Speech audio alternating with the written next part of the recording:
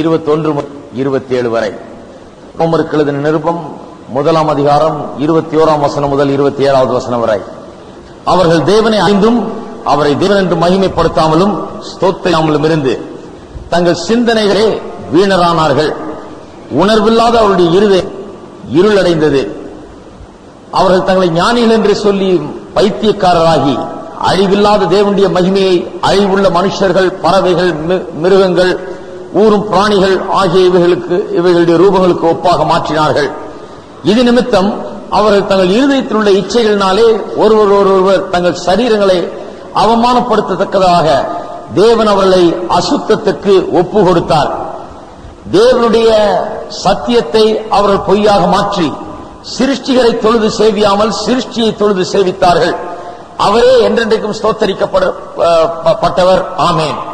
இது நிமித்தம் தேவன் அவர்களை இழிவான இச்சை ரோகங்களுக்கு ஒப்பு கொடுத்தார். அந்தபடியே அவருடைய பெண்கள் அனுபவத்தை ஸ்வாபத்துக்கு விரோதமான அனுபவமாக மாற்றினார்கள். அப்படியே ஆண்களும் பெண்களை ஸ்வாபப்படி அனுபவியாமல் ஒருவர் மேல் ஒருவர் விரகதாபத்தாலே பொங்கி ஆணோடைய ஆண் அவலட்சணமானதை நடப்பித்து தங்கள் தப்பிதத்திற்கு தகுதியான பலனை தங்களுக்குள் அடைந்தார்கள்.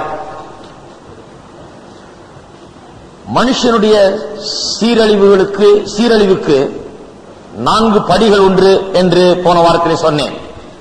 4 steps to man's ruin. மனுஷன் சீரழிவுக்குள்ளாக செல்வதற்கு 4 படிகள் உண்டு என்று சொன்னேன். அதை ரோமருக்கு எழுதின நிருபம் 1 அதிகாரம் 21-32 வசனங்களிலே நாம் பார்க்க போகிறோம். எப்படி மனிதன் பாவம் என்கிற அந்த உளையான சேற்றில போய் சிக்கிக் கொண்டான். உயர்ந்திருந்தவன், எல்லா படைப்புகளை காட்டிலும் விசேஷமாயிருந்தவன் எப்படி கேவலமான அவலட்சணமான நிலைக்கு வந்து பாவத்திலே மூழ்கி இன்றைக்கு இருக்கிற நிலையிலே மனுஷன் எப்படி வந்து சேர்ந்தான் என்பதை குறித்த ஒரு காரியத்தை தான் பவுல் அப்போஸ்தலன் இங்கு விளக்குகிறார். இதைவிட நல்ல வசனங்கள், அதை விளக்குகிற வசனங்கள் வேதத்திலே வேறெங்கும் கிடையாது. பாவத்திலே மனுஷன் எப்படி விழுந்து சிக்கி அமிழ்ந்து போயிருக்கிறான் என்பதை விளக்க இதைவிட பெரிய வசனங்கள் வேதத்திலே கிடையாது. முதல் படியை போன வாரத்திலே விளக்கினேன். 4 படிகள் என்ன? முதலாவது தேவனை தள்ளுவது, ரிஜெக்ஷன் ஆஃப் காட். தேவனை வேண்டாம் என்று தள்ளுவது, அறிந்தும் அவரை தள்ளிவிடுவது. தேவன் இருக்கிறார் அறிந்தும் தள்ளுவது. இரண்டாவது அவரை கனப்படுத்தாதிருப்பது, அவரை ஸ்தோத்திரியாமல் அவருக்கு நன்றி செலுத்தாமல் இருப்பது. மூன்றாவது சிந்தனையிலே வீணராவது, தங்களுடைய எண்ணங்கள் தான் பெருசு, தாங்கள் நினைத்தபடி செய்வோம் என்று எண்ணுவது. நான்காவது உள்ளம் இருளடைந்தவர்களாய் குருடாகி போகிறது. தேவனை பொறுத்தவரையில அவரை காண முடியாதவர்களாய், அவரை பொறுத்தவரையிலே ஒன்றையும் புரிந்து கொள்ள முடியாதவர்களாய் குருடர்களாகி போனார்கள். இந்த 4 படிகளை உங்களுக்கு சொன்னேன். அதாவது முதல்ல தேவனை அறிந்திருந்தார்கள். மனுஷன் ஆரம்பிக்கும் போது தேவனை அறிந்தவனாக, முழுமையாக அறிந்தவனாக ஆரம்பித்தான். அதன் பிறகு அவரை மகிமைப்படுத்தாமல் போனான். அறிந்திருந்தும் அவரை மகிமைப்படுத்தவில்லை, அவருக்கு நன்றி செலுத்தவில்லை. வீணான சிந்தனை உள்ளவனாக மாறினான். அதன் பிறகு அவனுடைய உள்ளம் அப்படியே இருளடைந்து அப்படியே அது குருடாகி போனது, தேவனுடைய சத்தியங்களை அறிய முடியாதபடிக்கு. அது முதல் படியிலே உள்ள 4 காரியங்கள். 4 படிகள் என்ன? மனுஷனுடைய சீரழிவுக்கு 4 படிகள் என்ன? முதலாவது தேவனை தள்ளுவது, இரண்டாவது விக்கிரக ஆராதனை, மூன்றாவது கட்டுக்கடங்காத இச்சைகளுக்குள்ளாக சிக்கிக் கொள்வது, நான்காவது மனுஷன் மனதளவிலே கெட்டு போகிறான். அவனுடைய பாவம் மனதையும் பாதித்து விட்டது. மனதளவிலே டிப்ராவிட்டி ஆஃப் த மைண்ட், அதாவது மனதளவிலே அவன் சீரழிந்து போகிறான். உள்ளே ஆவியிலே மட்டுமல்ல மனதளவிலும் அவன் சீரழிந்து போகிறான் என்பதை நாம் பார்க்கிறோம். முதலாவது காரியத்தை நாம் பார்த்து விட்டோம். இரண்டாவது, மூன்றாவது காரியங்களை இன்றைக்கு பார்க்க போகிறோம். அதாவது விக்கிரக ஆராதனை, அது மட்டுமில்லாமல் கட்டுக்கடங்காத இச்சைகள் எப்படி மனுஷனை ஆட்கொள்ளுகிறது என்பதை பார்ப்போம். இந்த முதல் காரியம் தான் எல்லாவற்றுக்கும் வேர். முதல் காரியம் என்ன? தேவனை அவன் நிராகரிக்கிறான், தள்ளுகிறான். தேவன் உண்டென்று தெரிந்தும் அறிந்தும் அவரை தள்ளுகிறான். நான் சொன்னேன் இல்லையா, மனுஷன் உண்டான போது காட்டு மிராண்டியாக ஆரம்பித்து தேவனை அறியாதவனாயிருந்து போக போக படிப்படியாக தேவனை குறித்த அறிவிலே வளர்ந்து இன்றைக்கு தேவன் ஒருவரே என்கிற நிலைக்கு வந்திருக்கிறான் என்று ஜனங்கள் சொல்லுகிறார்கள், அல்லது தத்துவ ஞானிகள் சொல்லுகிறார்கள். அது உண்மை அல்ல என்பதை சரித்திரமே நிரூபித்து காண்பித்து விட்டது பல சம்பவங்களிலே. ஹிஸ்டரி ஆஃப் ரிலிஜன், மதத்தை குறித்த சரித்திரத்திலே அது இப்போ உண்மை இல்லை என்பதை குறித்து பேசி வருகிறார்கள். மனுஷன் முதலாக உண்டான போது அவன் காட்டுமிராண்டியை போல இல்லை, தேவனை அறியாதவனாய் இல்லை. முதலாக மனுஷன் உண்டான போது தேவனை முழுமையாக அறிந்திருந்தான். அதன் பிறகுதான் இப்பதான் காட்டுமிராண்டியா இருக்கிறான். ஹலோ, தலைகீழ திருப்பிட்டாங்க. அவங்க என்ன சொல்றாங்க, முதல்ல காட்டுமிராண்டி ஆரம்பிச்சு இப்போ கொஞ்சம் பெட்டர் ஆகிட்டே போறான். எங்க பெட்டர் ஆகிட்டே போறான்? முதல்ல முழுசா தேவன் அறிந்திருந்து தேவனுடைய சாயல்ல உண்டாக்கப்பட்டு சிருஷ்டிக்கப்பட்டு இப்போதான் வர வர கெட்டு போய் சீரழிஞ்சு போய் இந்த 4 படிகளும் இறங்கி அவன் கீழே பாதாளத்துக்கு போய் கெட்டு போய் சீரழிந்து போய் காட்டுமிராண்டியா இன்றைக்கு இருக்கிறான் என்பதை குறித்து நாம் சொன்னோம். முதல் படி தேவனை தள்ளுவது. தேவனை அறிந்திருந்தும், முழுமையாக தேவனை அறிந்திருந்தும், அவருடைய சாயல்ல உண்டாக்கப்பட்டு அவரை அறிந்திருந்தும் அவரை தொழுது கொள்ளாமல், அவருக்கு நன்றி செலுத்தாமல், அவரை ஸ்தோத்திரியாமல் அவன் ஒரு தீர்மானம் பண்ணி தேவனை தள்ளுகிறான். அதைத்தான் போன வாரத்தில் சொன்னேன். ஏவா வஞ்சிக்கப்பட்டால், ஆனால் ஆதாம் வஞ்சிக்கப்படவில்லை. பாவம் செய்தது ஏதோ ஏமாந்துட்டாங்க இல்ல, ஏமாந்து போய் பாவத்தில் விழல, போய் தெரிந்து கொண்டு பாவத்தில் விழுந்தான் ஆதாம். அவன் போய் நான் இப்படிதான் வாழப் போகிறேன், இதை சாப்பிடதான் போகிறேன், என் மனைவி போல நான் மாறப் போகிறேன், இவளை போலவே விழுந்த நிலையில் நானும் போகப் போகிறேன் என்று சொல்லி பாவத்தை அவன் தெரிந்து கொண்டான். ஏமாந்து போய் அதுல பிடித்து போகல, ஏமாந்துல தெரிந்து கொண்டு போகிறான். மனுஷனுடைய பாவம், man sin is deliberate. அவன் வேண்டுமென்றே செய்தது, அவன் புத்தியை கொண்டு செய்தது, அவன் தீர்மானித்து செய்தது பாவம் என்பதை குறித்து பார்த்தோம். அப்படி செய்த உடனே அடுத்த படி என்ன? இப்படி செய்த மனுஷனுக்கு அடுத்த படி என்ன? விக்கிரக ஆராதனை. தேவன் உண்டென்று அறிஞ்சு எல்லாம் தெரிந்து வைத்திருந்து வேண்டாம் என்று தள்ளிவிட்டான். தேவன் ஆவியாயிருக்கிறார், மனுஷனும் ஆவி ஆத்மா சரீரமாயிருக்கிறான். தேவனை தொழுது கொள்கிறவர்கள் ஆவியிலே தொழுது கொள்ள வேண்டும் என்று வேதம் சொல்லுகிறது. ஆவியோடும் உண்மையோடும் தொழுது கொள்ள வேண்டும் என்று. இந்த ஆவிக்குரிய ஆராதனை இப்பொழுது மனுஷனுக்கு இல்லை. தேவனோடு கூட உள்ளான ஒரு தொடர்பு கிடையாது. அவன் வேண்டான்ட்டான், அதை துண்டித்துக் கொண்டான். இப்பொழுது இவனுடைய ஆராதனை வேறு விதமாக இருக்கிறது. இப்ப தேவன் அவனுக்கு வேற விதமாக அவன் செய்து கொள்ளுகிறான். விக்கிரக ஆராதனை இவனே உண்டாக்கி கொள்கிறான் தெய்வங்களை. இப்பொழுது ஆவிக்குரிய ஆராதனை இல்லாததுனாலே இப்பொழுது இவனுடைய ஆராதனை எல்லாம் சரீரத்துக்கு அடுத்ததாக இருக்கிறது.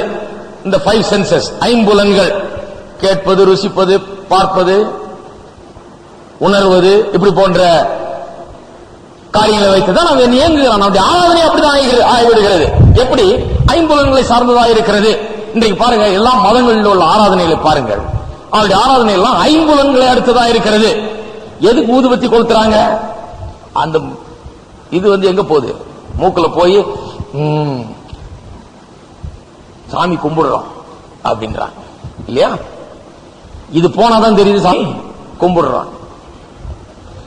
எதுக்கு ஜபம் ஆச்சிட்டு உருட்டிட்டு இருக்கிறாங்க?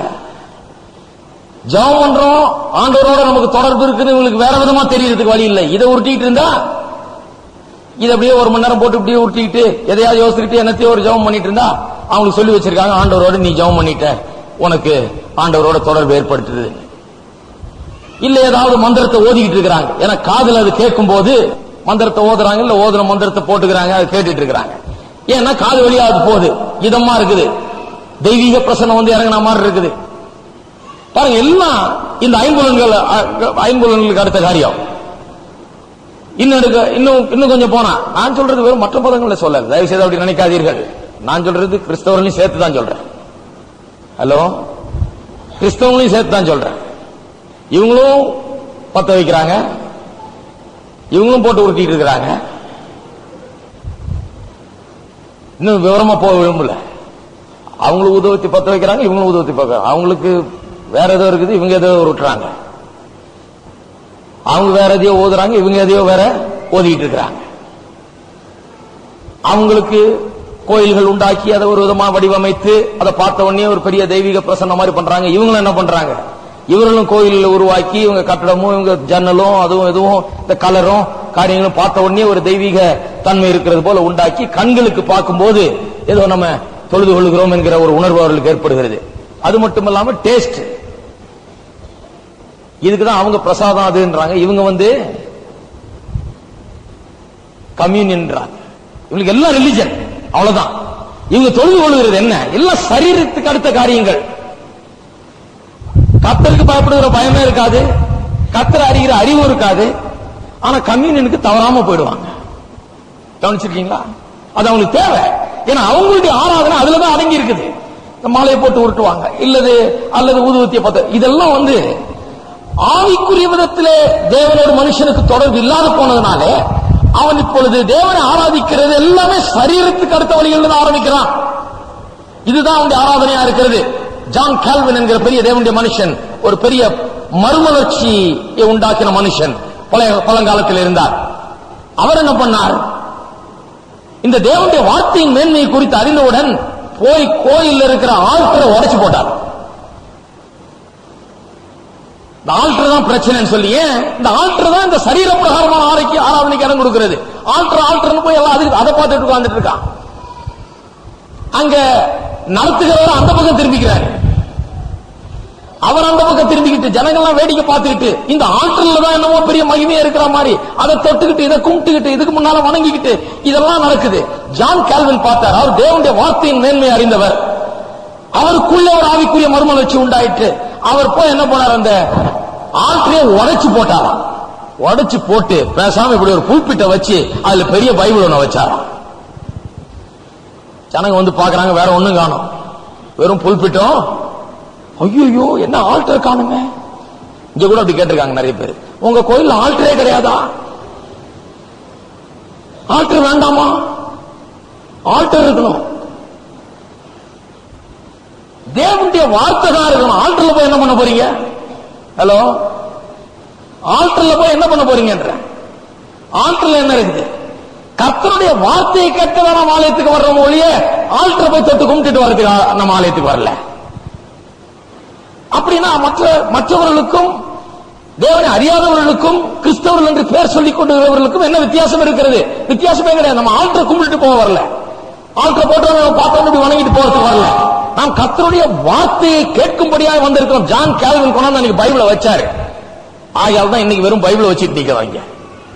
பைபிளை வச்சுட்டு சொல்லிட்டாரு பிரசங்கியார். இந்த ஆல்டர்ல நின்று கர்த்தருடைய வார்த்தையை எடுத்து ஜனங்களை சுகமாக்கும் விதத்திலே, அவருடைய உள்ளங்களை தொடும் விதத்திலே, அவர்களுக்கு உள்ளாக மாற்றத்தை உண்டாக்கும் விதத்திலே பிரசங்கிக்க வேண்டுமே ஒழிய ஆல்டரை தொட்டு கும்பிட்டு இதுக்கு முன்னால வணங்கிட்டு போக கூடாது என்று அன்னைக்கு சொல்லி வச்சார். அதுதான் இன்றைக்கு நடந்து கொண்டிருக்கிறது. அதைத்தான் நாம் பின்பற்றுகிறோம். கர்த்தருடைய வார்த்தை தான் இங்க முக்கியமான காரியம் ஒழிய நம்முடைய ஆராதனை ஆவிக்குரிய ஆராதனை. ஏன் ஆவிக்குரிய ஆராதனை? ஆவிக்குரிய ஆராதனை நம்மளே மறந்து இங்க இருந்து அங்க போய் விழுந்து, அங்க இருந்து இங்க போய் விழுந்து, இங்க இருந்து உருண்டு எந்திரிச்சு, அது ஆவிக்குரிய ஆராதனை கிடையாது. அது ஆவிக்குரிய ஆராதனை. ஆவிக்குரிய ஆராதனை என்றால் உண்மையான தேவனோடு கூட ஏற்படுகிற தொடர்பு. நாம் தேவனோடு கூட ஐக்கியப்பட்டிருக்கிறோம், தேவனோடு கூட உறவு வைத்திருக்கிறோம். நமக்கு இந்த பார்க்கிறதுலையும் கேட்கிறதுலையும் ருசிக்கிறதுலையும் தொடர்றதுலையும் இப்படிப்பட்ட காரியங்களிலும் நாம் தேவனை அறிகிறது கிடையாது. நீங்க சொல்றதே பாருங்க, கண்ணு காது மூக்கு எல்லாம் இருக்குது, இதெல்லாம் ஐம்புலன்கள் இல்லையா? உப்பு இருக்குதா இல்லையா நீங்க காதால தெரிஞ்சுக்க முடியுமா? நாங்க சாப்பாட்டுல உப்பு இருக்குதா இல்லையான்னு காதால தெரிஞ்சுக்க முடியாது. ஏன்னா காது வேற விஷயத்துக்கு கொடுக்கப்பட்டிருக்கிறது. நமக்கு இந்த பார்க்கக்கூடிய திறமை, கேட்கக்கூடிய திறமை, காணக்கூடிய ருசிக்கக்கூடிய திறமை, உணரக்கூடிய திறமை, இவைகள் எல்லாம் கொடுக்கப்பட்டிருக்கிறது. இது கர்த்தரை ஆராதிக்கிறது கொடுக்கப்படல. இது வேற விஷயத்துக்காக கொடுக்கப்படும். இது உலகத்தை அறிந்து கொள்ளும்படியாக. நாம் ஆவியின் மனுஷர்களாக இருக்கிறோம். தேவனை நாம் அறிந்து கொள்ள வேண்டும் என்றால் நாம் ஆவியிலே நாம் அறிந்து கொள்ள முடியும். ஆவியிலே தான் அவரோடு கூட தொடர்பு கொள்ள முடியும். நாம் தேவனை போலவே இருக்கிறோம், ஆவியின் மனுஷர்களாக இருக்கிறோம். ஆகையால நாம் வெறும் இந்த சடங்காச்சாரம் நாம் சொல்றோம் பாத்தீங்களா, சடங்காச்சாரம் சம்பிரதாயங்கள் இதெல்லாம் ஏன் வேணாம்னு சொல்றோம்? ஏன் வேணாம்னு சொன்னா அது நமக்கு தேவையில்லை. அதன் மூலமாக நாம் தேவனை கண்டடைய முடியாது, அதன் மூலமாக நாம் தேவனை தொழுது கொள்ள முடியாது. புதிய ஏற்பாட்டு சபையிலே 2 சடங்காச்சாரங்கள் தான் இன்னும் மீதி வைக்கப்பட்டிருக்கிறது. அது கர்த்தர் சொன்னதனால வைக்கப்பட்டிருக்கிறது. அதுல பெரிய ஆழமான அர்த்தம் இருக்கிறதுனால தான் வைக்கப்பட்டிருக்கிறது. அது என்ன? ஒன்று ஞானஸ்நானம், இன்னொன்று திருவிருந்து ராபோஜனம். 2 தான். இது ஒன்றை நினைவுபடுத்துவதற்காக, ஒன்றை போதிக்கிறதுக்காக ஆண்டவர் விஷுவலைஸ் பண்ணிக்கொள்ள வேண்டும் என்று, நாம் இதை பார்க்கும் போது ஒரு பெரிய ஆவிக்குரிய சத்தியத்தை வகிக் கொள்ள வேண்டும் என்று இந்த ரெண்டு காரியத்தை இருக்கிறார் ஒழிய, இல்லைன்னா இந்த ரெண்டு காரியம் போயிருக்கும். வேற எந்த சடங்காச்சாரம் நமக்கு கிடையாது, வேற கிடையாது. ஆகையால் தான் நீங்க வேற ஒண்ணும் கிடையாது. ஆகையால் தான் இங்க வெறும் ஞானஸ்தான தொட்டி இருக்குது, கர்த்தருடைய வார்த்தையை பிரசங்கிக்கிறோம். ஏனென்றால் சடங்காச்சாரங்கள் சம்பிரதாயங்கள் முக்கியமல்ல. மனுஷர்கள் கர்த்தருடைய பிரசன்னத்திலே வந்து ஆவியிலே அவரை நாம் தொழுது கொள்ள வேண்டும், ஆவியிலே நாம் அவரோடு ஐக்கியப்பட வேண்டும். கர்த்தர் தம்முடைய வார்த்தையை நம்முடைய உள்ளங்களிலே பேச வேண்டும், ஆவியானவர் கிரியை செய்ய வேண்டும். அப்படிப்பட்ட ஆராதனை தான் ஆவிக்குரிய ஆராதனை. எல்லாரும் ஒரு ஆமென் சொல்லுங்க பாப்போம். மனுஷன் தேவனை வேண்டாம் என்று தள்ளின பிறகு அவன் போய் தானாகவே செய்ய ஆரம்பித்தான். முதல்ல என்ன பண்ணான்? மனுஷர்களுடைய சிலைகளை செய்து வைக்க ஆரம்பித்தான். ஏன்னா மனுஷன் கை காலு மூக்கு கண்ணெல்லாம் இருக்கிறதுனால அவன் நினைச்சுக்கிட்டான் தேகம் கை காலு கண்ணு மூக்கெல்லாம் இருக்குது. ஆகையால மனுஷன் கடவுளை சிருஷ்டித்த கடவுளை உண்டாக்குறான். எப்படி உண்டாக்குவான்? தன்னை போலதான் அவன் உண்டாக்குவான். ஆகையால் தன்னை போலவே ரெண்டு கை ரெண்டு காலு மூக்கு கண்ணு எல்லாத்தையும் வச்சு கடவுள்னு ஒண்ணு உண்டாக்கி ஜனங்க முன்னால வைக்க ஆரம்பித்தான். கொஞ்ச நாள் போக போக இதுல பெரிய திருப்தி வரல. மனுஷனை வணங்கி, மனுஷ உருவத்தை வணங்கி, பிறகு பறவைகளின் உருவங்கள் அவைகள் செய்யப்பட்டு வைக்கப்பட்டது, அதை வணங்கினார்கள். பிறகு மிருகங்கள், பிறகு ஊரும் பிராணிகள். இப்ப போக போக போக மோசமாயிட்டே போயிட்டான். முதல்ல மனுஷன் தான் பெரிய நினைச்சு மனுஷனை சிலையா வச்சு வணங்கினா, அதுக்கு பிறகு மிருகம், அதுக்கப்புறம் பறவை, அதுக்கு பிறகு இப்ப ஊரும் பிராணிகள், பள்ளி கிள்ளி எல்லாம் கூட இன்க்ளூடட் இல்ல. எல்லாத்தையும் அவன் கீழே வந்துட்டான்.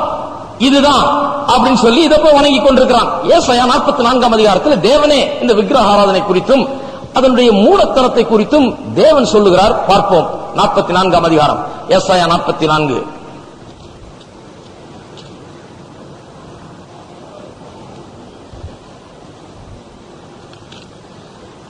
6ஆம் வசனம். நான் முந்தினவரும் நான் பிந்தினவரும் தானே, என்னை தவிர தேவன் இல்லை என்று இஸ்ரவேலின் ராஜாவாகிய கர்த்தரும் சேனைகளின் கர்த்தராகிய அவருடைய மீட்பரும் சொல்லுகிறார். சொல்லிட்டு என்னை தவிர வேற தேவர் இல்லை என்று சொல்லிவிட்டு பிறகு 15ஆம் வசனத்திலிருந்து வாசிப்போம். மனுஷனுக்கு அவைகள் அடுப்பு காக்கும் போது அவன் அவைகளை எடுத்து குளிர்காய்கிறான். 14ஆம் வசனத்திலிருந்து அவன் தனக்கு கேதுருக்களை வெட்டுகிறான். ஒரு மருத மரத்தையாவது ஒரு கர்வாலி மரத்தையாவது தெரிந்து கொண்டு காட்டு மரங்களிலே பலத்த மரத்தை தன் காரியத்துக்காக வளர்க்கிறான், அல்லது அசோக மரத்தை நடுகிறான். மழை அதை வளரச் செய்யும். மனுஷனுக்கு அவைகள் அடுப்புக்காகும் போது அவன் அவைகளை எடுத்து குளிர்காய்கிறான். அடுப்புல போட்டு குளிர் காய்ச்சிட்டு இருக்கிறான். நெருப்பை மூட்டி அப்பமும் சுடுகிறான். இந்த மரத்தை வளர்க்கிறான். நல்ல ஆண்டவர் சொல்றாரு, மனுஷன் என்ன பண்றான்? மரத்தை தன்னுடைய பிரயோஜனத்துக்காக வளர்க்கிறான். மரத்தை வளர்த்து அது வளர்ந்த பிறகு அதை வெட்டுறான். வெட்டி குளிர்காயத்துக்கு கொஞ்சம் தெரிஞ்சுட்டு போய் எரிக்கிறான். குளிர்காயத்துக்கு விறகு உபயோகப்படுத்துகிறான். இன்னும் கொஞ்சம் தெரிஞ்சுட்டு போய் அடுப்புல போட்டு சமைக்கிறான். அப்பம் சுடுறதுக்கு அடுப்புக்கு உபயோகப்படுத்துகிறான் விறக. அதனால் ஒரு தெய்வத்தையும் உண்டு பண்ணி மீதி இருக்கிற மரத்தை எடுத்து, மிச்சம் மீதி இருக்கிற மரத்தை எடுத்து அதனால் ஒரு தெய்வத்தையும் உண்டு பண்ணி அதை பணிந்து கொள்கிறான். ஒரு விக்கிரகத்தையும் அதனால் செய்து அதை வணங்குகிறான். இது ஆண்டவர் ஏசாயா தீர்க்கதரிசி மூலமா சொல்றாரு. என்னையா பெரிய மூடத்தனமா இருக்கு? மரத்தை வளர்க்கிற, மரத்தை வெட்டி கொஞ்சத்தை கொண்டு போய் எரிச்சு நெருப்பு காட்டி குளிர் காயிற, இன்னும் கொஞ்சம் எடுத்துட்டு வந்து அடுப்புல போட்டு சமைக்கிற, எல்லாம் பண்ணிவிட்டு மீதி இருக்கிற மரத்தை எடுத்து கடவுள் ஒண்ணு செய்து அதை வச்சு இதே மரத்தை நீ எரிச்சு இவ்வளவு நேரம் சமைச்சு எல்லாம் பண்ணி அதே மரத்தை எடுத்து வணங்கி கொண்டிருக்கிறாயே, இது ஒன்று தவறு, இதுல மூடத்தனம் உண்டு என்று விளங்கி கொள்ளவில்லையா என்று சொல்லுகிறார். 16 அதில் ஒரு துண்டை அடுப்பில் எரிக்கிறான், ஒரு துண்டினால் இறைச்சியை சமைத்து புசித்து பொரியலை பொரித்து திருப்தியாகி குளிர் காய்ந்து அனலானேன் நெருப்பை கண்டேன் என்று சொல்லி அதில் மீதியான துண்டை தனக்கு விக்கிரக தெய்வமாய் செய்து அதற்கு முன் விழுந்து அதை வணங்கி என் தெய்வம் என்னை ரட்சிக்க வேண்டும் என்று அதை நோக்கி மன்றாடுகிறான். எப்படி சொல்றாரு பாருங்க ஆண்டவர். வெட்டி குளிர் காஞ்சிட்டு சமைச்சிட்டு எல்லாம் பண்ணிட்டு மீதி இருக்கிற மரத்துல ஒரு தெய்வத்தையும் செய்து அது முன்னால குனிஞ்சி வணங்கி தெய்வமே என்னை காப்பாத்து, என்னை விடுதலை ஆக்குன்னு சொல்லி வணங்குகிறான். 18ஆம் வசனம் அறியாமலும் உணராமலும் இருக்கிறார்கள். பாருங்க, இன்றைக்கு உலகத்தை பாருங்க. நாம் ஏதோ விக்கிரக ஆராதனை பற்றி பேசி மற்றவர்கள் குறை சொல்ல. நான் சொன்னேன் இல்லையா, விக்கிரக ஆராதனை அவங்க மட்டும் இல்ல, நிறைய கிறிஸ்தவங்க மத்தியில இருக்குது. அது நான் யாரையும் குறை சொல்லவில்லை. எதுக்காக சொல்றேன்னா, அதனுடைய மூடத்தனத்தை நாம் எண்ணி பார்க்க வேண்டும். உணராமலும் அறியாமலும் இருக்கிறார்கள் ஜனங்கள். இவ்வளவு ஜனங்கள், கோடிக்கணக்கான மக்கள் அறியாமலும் உணராமலும் இவளை வணங்கிக் கொண்டிருக்கிறார்கள். காணாதபடிக்கு அவர்கள் கண்களும் உணராதபடிக்கு அவர்கள் இருதயம் அடைக்கப்பட்டிருக்கிறது. அதில் பாதியை அடுப்பில் எரித்தேன், அதன் தலையில் மேல் அப்பத்தை சுட்டு இறைச்சியும் பொரித்து புசித்தேன், அதில் மீதியான துண்டை அருவருப்பான விக்கிரமாக்கலாமா, ஒரு மரக்கட்டை வணங்கலாமா என்று சொல்ல தன் மனதில் அவனுக்கு தோன்றவில்லை. அம்மாத்திரம் அறிவும் சொரணையும். ஹலோ, ஆண்டவர் எப்படி சொல்றாரு பாருங்க. அறிவும் சொரணையுமே இல்ல ஆண்டவர் மனுஷனுக்கு. ஆண்டவர் சொல்ற கொஞ்சம் கூட சொரணையே இல்லையா? மரத்தை வெட்டி அடுப்புல எரிச்சு பூசிச்சு எல்லாம் பண்ணி கடைசியில் இதுலயே விக்கிரகத்துல ஒரு விக்கிரகத்தை இதைய வணங்கி இதை காப்பாத்துன்னு கெஞ்சிட்டு கிடக்கிறியே, அறிவும் சொரணையும் இல்லையான்னு ஆண்டவர் கேட்கிறார். பாருங்க, ஜனங்களே பாருங்க. அவன் சாம்பலை மேய்கிறான். வஞ்சிக்கப்பட்ட மனம் அவனை மோசப்படுத்தியது. அவன் தன் ஆத்மாவை தப்புவிக்காமலும் என் வலது கையிலே அபத்தம் அல்லவா இருக்கிறது என்று சொல்லாமலும் இருக்கிறான். ஐயோ, இதெல்லாம் பொய் இல்லையா, மாய இல்லையா, மூடத்தனம் இல்லையா, இதெல்லாம் அறிவு கட்ட வேலை இல்லையா என்று சொல்லக்கூடிய உணர்வு, அறிவு அவனுக்குள்ள எவ்வளவு பேர் பாருங்க. கோடிக்கணக்கான மக்கள், கிறிஸ்தவர்களா இருந்தாலும் சரி, மற்ற மதத்தை சேர்ந்தவர்களாலும் சரி, இப்படிப்பட்ட மனிதனால் உருவாக்கப்பட்ட உருவங்களை போய் வணங்கி கொண்டு தொழுது கொண்டு இவர்களை நோக்கி ஜெபித்துக் கொண்டு இவர்களுக்கு காணிக்கைகளை செலுத்திக் கொண்டு என்னை காப்பாத்து, என்னை ஆசீர்வதின்னு சொல்லி இந்த மரத்தண்டையிலும் கல்லண்டையிலும் போய் நிற்கிறார்கள் என்று தேவன் சொல்லுகிறார். எப்படி இதெல்லாம் உருவாச்சு? எகிப்து தேசத்திலே நைல் நதி என்று ஒரு நதி ஓடுகிறது. எகிப்து தேசத்தில் தான் முக்காவாசி இந்த விக்கிரக ஆராதனை எல்லாம் ஆரம்பமானது. அங்கே நைல் நதி ஓடுகிறது. இரண்டு பக்கமும் பொட்டக்காடு, அப்படியே சும்மா ஒண்ணுமே கிடையாது, எல்லாம் வனாந்தரம்.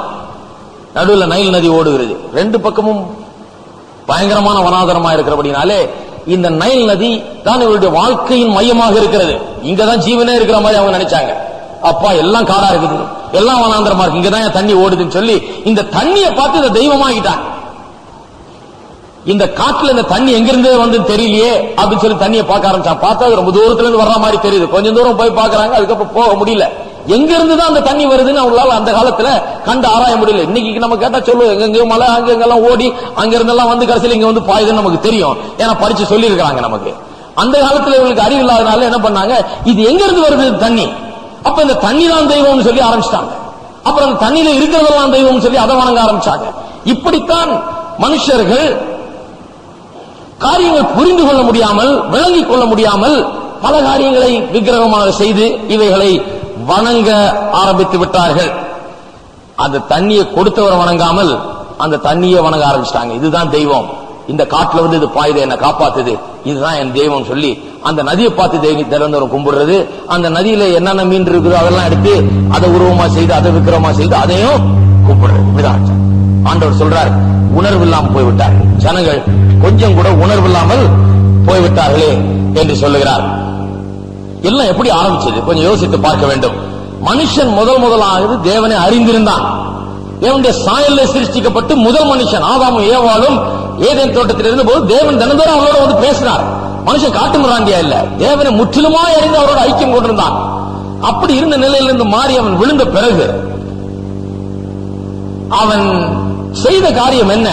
நான் நினைச்சபடி நான் செய்ய போறேன், நான் நினைச்சபடி தேவனை தொழுது கொள்ள போகிறேன், நான் நினைச்சபடி ஆராதிக்க போகிறேன் என்கிறது அவனுடைய பெரிய ஒரு குற்றம். காயினும் ஆபேலும் கதையை நான் போன வாரத்தில் சொன்னேன். காயின் ஒரு காணிக்கை பலியை கொண்டு வருகிறான், ஆபேலும் ஒரு பலியை கொண்டு வருகிறான். ஆபேல் உண்மையான பலியை கொண்டு வருகிறான், ரத்தம் சிந்தக்கூடிய ஒரு பலியை கொண்டு வர மிருகத்தை கொண்டு வருகிறான். அந்த ரத்தத்தை சிந்தி அதை வெட்டி அந்த ரத்தத்தை சிந்தி அதன் மூலமாக பலியிடும்படியாக வந்திருக்கிறான். அதுதான் சரியான முறை. ஆண்டவர்கள் கற்பித்து விட்டார். ஏற்கனவே பாவம் செய்தால் அதற்கு ரத்தம் சிந்தப்பட வேண்டும் என்பதை போதித்து விட்டார்.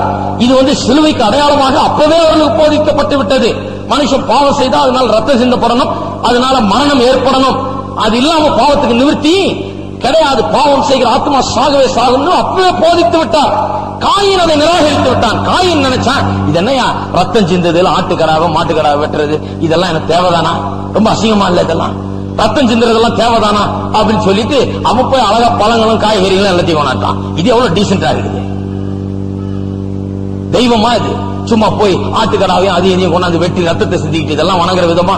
தப்பு. அதெல்லாம் பழங்களும் காய்கறிகளும் அழகா ரொம்ப மரியாதைக்குரிய விதத்துல நான் வணங்கிட்டு போறேன்னு சொல்லி அப்படி கொண்டாந்தான். தேவனுக்கு அது அருவருப்பா இருந்தது. தேவன் அதை தள்ளிவிட்டார். ஏன் தள்ளிவிட்டார்? பாவம் செய்தால் அந்த ஆத்மா சாகணுன்றதை ஒத்துக்கல. பாவம் செய்தால் ரத்தம் சிந்துதல் தான் பாவத்திற்கு நிவாரணத்தை உண்டு பண்ணுகிறது என்பதை அவன் ஒத்துக்கொள்ளவில்லை. அதைத்தான் தேவன் வெறுத்தார். அன்றைக்கு அவன் சொந்த ஒரு மதத்தை உண்டாக்கிட்டான். நான் இப்படி வர போறேன்.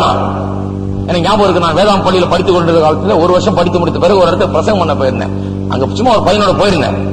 அங்க பிரசங்கம் பண்ண சொன்னாங்க. இந்த ஒரு சபையில, ஒரு பாரம்பரிய சபையில. அந்த பாஸ்டர் என்னை பார்த்து சந்தித்து பேசிவிட்டு, சரி நீங்க ஞாயிற்றுக்கிழமை வந்து பிரசங்கம் பண்ணுங்களேன். அப்ப எனக்கு ஒரு 20 வயசு தான் இருக்கும். அப்புறம் என்ன யோசித்தார தெரியல, திடீர்னு சனிக்கிழமை போன் பண்ணி கொஞ்சம் வந்து பாருங்க. நான் போனேன். எனக்கு சின்ன பையன் அப்ப ஒன்னும் விளங்கல, அப்பதான் படிக்கிறேன். நானே அப்பதான் புரிஞ்சு கொள்றேன் காரியங்களை. வந்து பாருங்க, போய் பார்த்தேன். அவருடைய ஆபீஸ்ல உட்கார்ந்து இருந்தாரு. ஆமா, நீ என்ன டாக்டர்னு, என்ன சபையில இருந்து வர்ற, என்ன ஒண்ணும் தெரியல, அதை கேட்கலாம்னு நான் கூப்பிட்டேன். அப்ப நான் சொன்னேன், நான் என்ன விசுவாசிக்கிறேன், நான் என்ன நம்புறேன். அவர் கேட்டாரு, இயேசுவின் ரத்தம் சகல பாவங்களையும் சுத்திகரித்து கழுவுதுன்னு நம்புறியானாரு. ஆமா நான் நம்புறேன். சார் இதுதான் பிரச்சனை பத்தியா, இதை நாங்க நம்புறது இல்ல. இப்படியே சொல்றாரு பிரசங்கியா. சபையில உட்கார்ந்துட்டு, சபை ஆபீஸ்ல உட்கார்ந்துட்டு சொல்றாரு, இயேசுவின் ரத்தம் சகல பாவங்களையும் சுத்திகரித்து கழுவுறதுன்றது நாங்கள் இந்த சபையில விசுவாசிக்கிறது கிடையாது. நீ அப்படிப்பட்ட காரியங்களை போதிக்கிறதா இருந்தா இங்க போதிக்க முடியாது. ஐயா நான் வந்து பிரசங்கம் பண்றேன்னு சொன்னேன், நீங்க தான் சொன்னீங்க வந்து பிரசங்கம் பண்ணேன். நான் என்ன பண்றது, நான் இப்படிதான் நம்புறேன், இயேசுவின் ரத்தம் தான் பாவத்தை சுத்திகரிக்குதுன்னு. ரத்தம் சிந்தது இல்லாமல் பாவம் மன்னிப்பு கிடையாதுன்னு வேதம் சொல்லுது. பாவம் செய்கிற ஆத்மா சாகவே சாகுன்ற. அதெல்லாம் ரொம்ப அசிங்கம், இதெல்லாம் காட்டு மிராண்டித்தனம். ரத்தம் சிந்ததுனால பாவம் மன்னிக்கப்படும். ரத்தம் சிந்ததுனாலதான் மனுஷன் ரட்சிக்கப்படுறான். இயேசுவின் ரத்தத்தினால்தான் ரட்சிப்பு ஏற்படுதுன்னா நமக்கு மற்ற மதங்களுக்கு என்ன வித்தியாசம்? இது காட்டு மிராண்டித்தனம் இல்லையா அப்படின்றாரு. எனக்கு அப்ப ரொம்ப விளக்கம் சொல்ல தெரியல அவருக்கு. அதோட நிறுத்திக்கிட்டேன். அப்புறம் சொன்னாரு, தம்பி நீ வந்து ஒரு 10 நிமிஷம் நீ பாட்டு பாடுவேன்னு சொல்றாரு அந்த பையன். நீ நல்லா பாட்டு பாடு, ஒரு 10 நிமிஷம் பாட்டு பாடுனாரு. நான் போய் ஒரு பாட்டு பாடினேன். அடுத்த பாட்டு பாடுறதுக்கு ஒரு சின்ன பிரசங்கம் ஒண்ணு பண்ணிட்டேன் நடுவில் ஒரு 10 நிமிஷம். ஒரு சின்ன பிரசங்கம் ரட்சிப்பை குறித்து பண்ணிட்டேன். கிளீனா, அஃபென்சிவா இல்ல, அவங்க தாக்கி பேசணும். அழகா ரட்சிப்பை பற்றி கிளீனா 10 நிமிஷத்துல எடுத்து சொல்லிட்டேன். அடுத்த பாட்டு பாடுறதுக்குள்ள பாட்டு கிளீனா வச்சேன். முடிஞ்ச உடனே ஒரு கிளவியம்மா அங்க இருந்து வந்து என்ன பார்த்து அப்படியே வந்து கட்டி பிடிச்சிட்டப்பா, தம்பி நான் சின்ன வயசுல இருக்கும்போது இந்த சபையில இப்படிதான் பிரசங்கம் பண்ணுவாங்க, இப்ப என்ன ஆச்சுன்னு தெரியல, இப்ப எதையுமே நம்ப மாட்டேன்றாங்க. அவர் பாட்டுக்கு சயின்ஸை குறித்து அதை குறித்து இதை குறித்து பிரசங்கம் பண்றாரு. நல்ல காலம் நீ வந்த பெரிய உயிர் மீட்சியே உண்டாச்சுன்னு சொல்லி அப்படியே என்ன வீட்டுக்கு கொண்டு போய் பெரிய விருந்தெல்லாம் வச்சிருக்க. இப்படியானாலும் வார வாரம் பிரசங்கம் பண்ண மாட்டாங்க. நான் ஏங்குகிறேன் பாருங்க.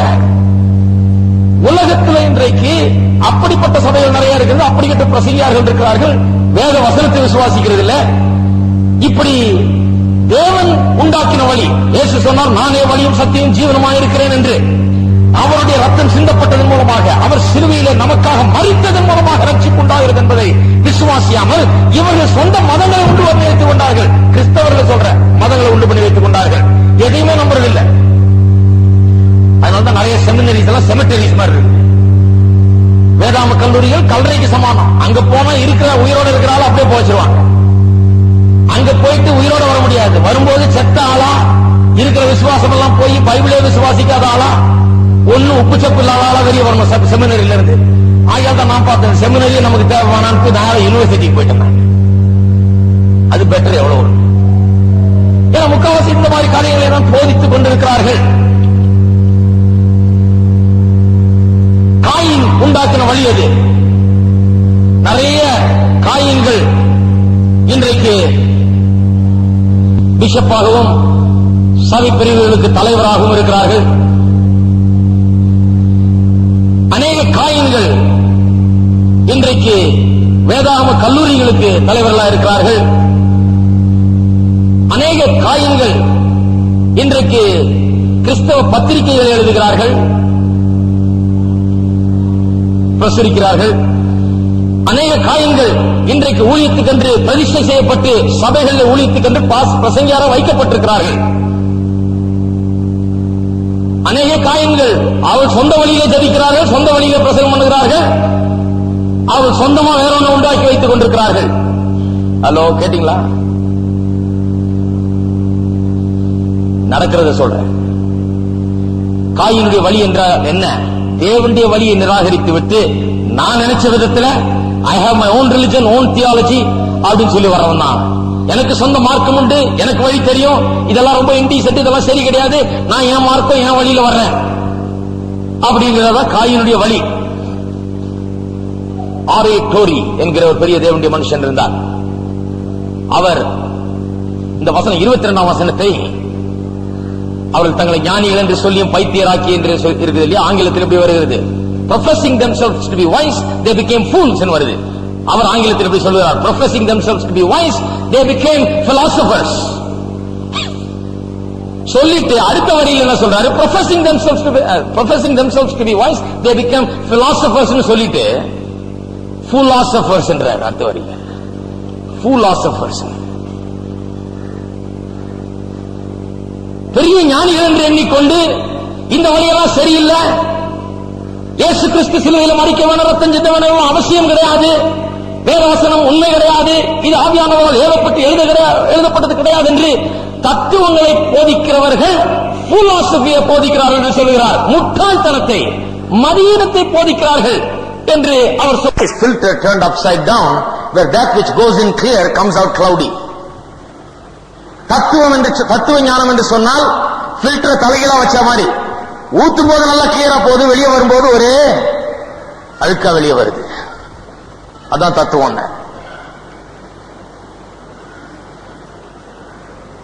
மனுஷன் தேவனை விட்டு விலகி தானாக தனக்கு ஒரு வழியை ஏற்படுத்திக் கொண்டால், அதை தத்துவ ஞானத்தை கொண்டு விளக்கினால், இதெல்லாம் தேவையில்லை, இதெல்லாம் அவசியம் இல்லை, இது சரியில்லைன்னு சொல்லி ஒரு புதிய ஞானத்தை கண்டுபிடித்து விட்டது போல பண்ணான். மதியீனனான மனுஷன் அதைத்தான் வேதம் விவரிக்கிறது. இப்படிதான் இறங்கினான், இப்படி படிதான் இறங்கி வந்தான். முதல் படி என்ன? ஆண்டவர் எனக்கு வேணாம்னு சொல்லி ஜீவன் உள்ள தெய்வத்தை தள்ளி போட்டான். அதுக்கு பிறகு கீழே இறங்க ஆரம்பிச்சுட்டான். அந்த இறங்குற படிகள்ல அடுத்த படிதான் விக்கிரக ஆராதனை.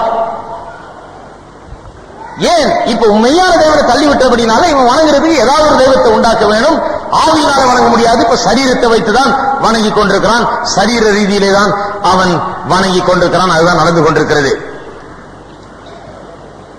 வேதம் சொல்லுகிறது, கர்த்தருக்கு பயப்படுதலே ஞானத்தின் ஆரம்பம் என்று சொல்லி. பயப்படுதல் சொன்னா கர்த்தரை பார்த்து நடுங்கிறது கிடையாது. சாத்தான் பாருங்க, அது எப்படி வேதத்தையே அவன் திரிச்சு ஜனங்களுக்கு போதிச்சு வச்சுட்டான். இன்னைக்கு ஜனங்களுக்கு கர்த்தரை குறித்து பயம் இருக்குது, தவறான பயம். கர்த்தருக்கு பயப்படுதல் என்று சொன்னா அந்த மாதிரி ஆண்டவரை பார்த்து ஐயோ அடிச்சிட போறாரு, கொண்டுட போறாரு, அப்படி பயப்படுறது இல்லை. கர்த்தருக்கு பயப்படுகிறது என்று சொன்னால் பயபக்தியோடு, அதாவது அவருக்கு மரியாதை செலுத்துவது. அவர் தேவனா இருக்கிறபடினால், எல்லாத்தையும் சிருஷ்டித்தவரா இருக்கிறபடினாலே அவருக்கு உரிய மரியாதையை மதிப்பை கொடுப்பது, கனம் பண்ணுவது, அதைத்தான் இங்க கர்த்தருக்கு பயப்படுதல் என்று சொல்லுகிறது. அதை செய்யாம போயிட்டான். அதுதான் ஞானத்துக்கு ஆரம்பம். இவன் அதை செய்யாம போனதுனால இது மதியீனத்துக்கு ஆரம்பமாய் போச்சு. இவனுடைய தத்துவ ஞானம் எதுக்கு ஆரம்பமா போச்சு? மதியீனத்துக்கு. பிலாசபி அப்படிதான் வந்தது. ஏனென்று சொன்னால் கர்த்தருக்கு பயப்படுகிற பதம், அதாவது பயம் இல்ல, கர்த்தருக்கு கொடுக்க வேண்டிய மரியாதை அவன் கொடுக்கவில்லை, மதிப்பை கொடுக்கவில்லை, கனம் பண்ணவில்லை, அவரை உயர்த்தவில்லை, அவரை சிருஷ்டிகர் என்று அங்கீகரிக்கவில்லை. ஆகையால் மதியினத்திலே அவன் மூழ்கி போனான். அப்படி மூழ்கி போகும்போது மெய்யான தெய்வம் வேணான்னு சொல்லிட்டு விக்கிரகத்தை வணங்க போயிட்டு அதை பிலாசபியை வச்சு விளக்கும் போது, இது ஏன் சரின்னு தத்துவ ஞானத்தில் விளக்கும் போது என்ன ஆகிறது? அதன் விளைவுகளை நாம் சந்திக்க வேண்டும். ஹிட்லர் எல்லாரும் கேள்விப்பட்டிருப்பீங்க. ஜெர்மன் தேசத்தில் ஹிட்லர் வந்து லட்சக்கணக்கான யூதர்களை கொன்று போட்டான். கேஸ் சேம்பர் போன்ற காரியங்களை வைத்து ஆயிரக்கணக்கான பேரை ஒரே இடத்துல தள்ளி உள்ள கேஸை விட்டு ஆட்டில் எரித்து போட்டான். அப்படி கொடூரமான கொலை ஒரு மனுஷன் அப்படி செய்ய முடியுமா என்று யோசிக்கக்கூடிய அளவுக்கு செய்தான் ஆள். லட்சக்கணக்கான பேர் கொண்டு போடப்பட்டார்கள். அதற்கு என்ன காரணம் என்று பலர் பலவிதமாக ஆராய்கிறார்கள். ஒருவர் சொல்லுகிறார் அதற்கு ஏன் காரணம் என்று. ஹிட்லரிசம், அவனுடைய கொள்கைகள் ஜெர்மன் மக்களுடைய மனதிலே அன்றைக்கு உருவானது. அதுக்கு முன்னாலேயே அவங்க மனதில் அது அந்த கொள்கைக்கு வழிவகுக்கப்பட்டது. இப்படி மனுஷனை கொல்லலாம், நாசமாக்கலாம், லட்சக்கணக்கில் கொள்ளலாம்ங்கிற அந்த மனப்பக்குவம் அதுக்கு முன்னாலே உண்டாகிவிட்டது. எப்படி உண்டாச்சு? ஜெர்மன் பிலாசபி, அவருடைய வாழ்க்கையின் தத்துவம் அப்படி கொண்டாந்துட்டாங்க. அந்த வாழ்க்கையின் தத்துவம் எங்கிருந்து வந்ததுன்னு ஒருத்தர் சொல்றாரு, அது சபையிலே போதிக்கப்பட்ட அன்றைய உபதேசத்திலிருந்து வந்தது என்றார். Hitlerism came from German philosophy. German philosophy came from the pulpits of German churches. என்று சொல்லுகிறார். புல்பிட்ல என்ன பிரசங்கம் பண்ணாங்க ஜெர்மன் தேசத்துல அந்த காலத்துல? ஹிட்லருக்கு முன்னால இருந்த ஜெர்மன் தேசத்துல தான் அன்றைக்கு என்ன பிரசங்கம் பண்ண ஆரம்பிச்சாங்க? வேத வசனம் தேவனுடைய ஆவியானவரால் அருளப்பட்டது கிடையாது அப்படின்னு பிரசங்கம் பண்ண ஆரம்பிச்சாங்க. ரத்தம் சிந்துதல் தேவையில்லை, சிலுவை மரணம் தேவையில்லை, இதெல்லாம் ஒரு மனுஷனை ரட்சிக்க முடியாது என்று சொல்லி பிரசங்கம் பண்ணி ஜெர்மன் தேசத்துலதான் பெரிய பெரிய தியோலஜியன்ஸ், பெரிய பெரிய இறையியல் வல்லுநர்கள் எழுதினார்கள். அவர்கள் இப்படிப்பட்ட காரியங்களை விளக்க ஆரம்பித்தார்கள். ஜெர்மன் தேசம் முழுவதும், அவருடைய சபைகள் முழுவதும் இந்த லிபரல் தியாலஜி, இப்படிப்பட்ட கொள்கைகளாலே நிறைந்திருந்தது. தேவனுடைய வார்த்தையை விசுவாசிப்பது கிடையாது, 10 கற்பனை கூட எதுவுமே தேவையில்லைட்டான். இதெல்லாம் பைபிள் அப்சல்யூட் லாஸே கிடையாதுட்டான். பொய் சொல்லாதிருப்பாயாகனா அதெல்லாம் அப்படி ஒண்ணும் கிடையாது. சில நேரத்தில் பொய் சொல்லலாம் அப்படின்ட்டான். அப்சல்யூட்டா ஒண்ணும் கிடையாது. ஒன்னும் கொலை செய்யாதிருப்பாயாக சொல்லிட முடியாது. ஏன்னா சில நேரத்தில் கொலை செய்ய வேண்டியது இருக்குது அப்படின்னு போதிக்கிறாங்க. புல்பிட்ல இருந்து போதிச்சு வச்சுட்டாங்க ஜனங்களுக்கு. இப்படி போதிச்சு பொய் சொல்லலாம். சில நேரத்தில் வேணும்னா அவசியம் ஏற்பட்டா கொலையும் செய்யலாம், அவசியம் ஏற்பட்டா பொய் சாட்சியும் சொல்லலாம், அவசியம் ஏற்பட்டா இப்படியும் பண்ணலாம் அப்படியும் பண்ணலாம். புல்பிட்ல இருந்து போதித்து விட்டபடினாலே தேவன் ஒன்றையும் பெரிய கட்டளையில் ஒண்ணு கொடுக்கல, இது அப்படியே ஒண்ணு பின்பற்ற வேண்டியதில்லை, இதெல்லாம் உண்மை இல்லைன்னு சொல்லி போதித்து விட்டபடினாலே அது ஜனங்களுடைய மனதில் பதிந்து விட்டது. ஆகையால் தான் அவர்கள் கொலையும் செய்வார்கள், களவும் பண்ணுவார்கள், பொய் குற்றம் சாட்டுவார்கள், எல்லாம் பண்ணுவார்கள். அப்படிப்பட்ட சமுதாயத்திலிருந்து வந்துதான் இந்த ஹிட்லரிசம். அது மூலமாக தான் லட்சக்கணக்கானவரை அன்றைக்கு கொன்று போட்டார்கள், அன்றைக்கு அவர்கள் நாசமாக்கினார்கள். அதிலிருந்து வந்ததுதான் அது. ஒரு பிரசங்கர் சொல்லுகிறார், FBI என்று அமெரிக்காவில் இருக்குது இல்லையா, அவர்கள் அப்பப்ப ஒரு அனௌன்ஸ்மெண்ட் கொடுப்பாங்க, பப்ளிக் எனிமி நம்பர் 1 அப்படின்னு. அதாவது சமுதாயத்தில் பெரிய குற்றவாளி யாருன்னு பார்த்து அவனுடைய பேரை எங்கெல்லாம் பப்ளிஷ் பண்ணுவோம், பப்ளிஷ் பண்ணி அவன் போட்டோ போட்டு இவனை தேடிட்டு இருக்கோம், இவன் தான் இன்றைக்கு பெரிய குற்றவாளி, யாராவது பார்த்தா சொல்லுங்க, யாருக்கா தெரிஞ்சா இன்ஃபர்மேஷன் உடனே இந்த போன் நம்பருக்கு பண்ணுங்கன்னு சொல்லி எங்க பார்த்தாலும் இருக்கும் public enemy number 1, public enemy number 1. இந்த பிரசங்க சொல்றாரு, public enemy number 1 is behind the pulpit என்ற ஒரு பிரசங்க சொல்றார். பப்ளிக் எனிமி, சமுதாயத்தின் பெரிய குற்றவாளியை எங்கே கண்டுபிடிப்பது? சபையின் புல்பிட்டுக்கு பின்னால நிற்காம அங்க தேடுன்ற. ஏன் சொல்றாரு? அங்கிருந்துதான் போதிச்சு குற்றவாளிகளை உண்டாக்கினார்கள் இவர்கள். இவங்க தான் சொல்லி கொடுத்தது, கொலை செய்தா பரவாயில்ல, பொய் சொன்னா பரவாயில்ல, இப்படி வாழ்ந்தா பரவாயில்ல, அப்படி வாழ்ந்தா பரவாயில்லன்னு சொல்லி கொடுத்தது நிமித்தமாக தான் இன்றைக்கு உலகம் இப்படி ஆயிருக்கிறது அந்த பகுதியில்.